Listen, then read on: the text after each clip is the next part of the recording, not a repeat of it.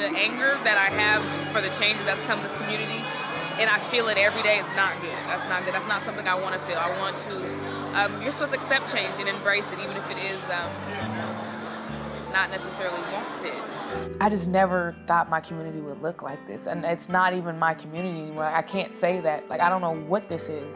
This is where I live, but it's not home. And my son feels it.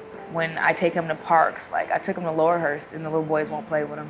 And it's gross to me. You know, he's like, they won't play with me. He'll ask them nicely. And I'll tell him, don't beg anyone to play with you. I could not say that I expected this. I did not think it would become so bad that my mom would be leaving.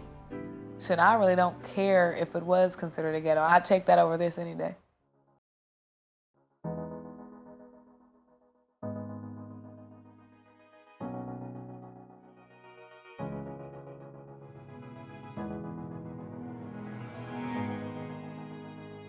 Since the recession, Portland had become a fad.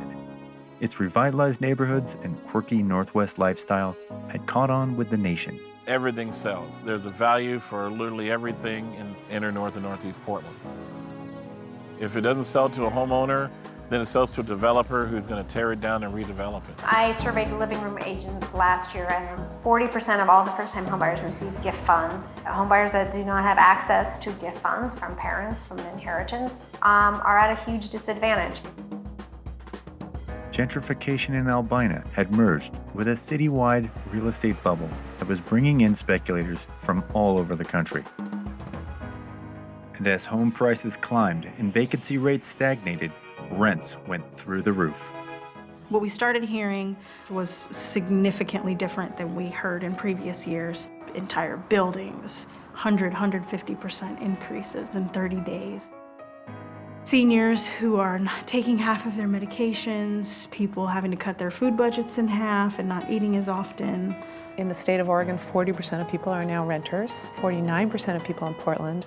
And we also know that approximately half of those people are rent burdened, meaning they spend more than 30% of their income on their rent. So we're seeing out-of-state developers or homegrown developers, investors, buying up buildings and then flipping them and clearing out the building.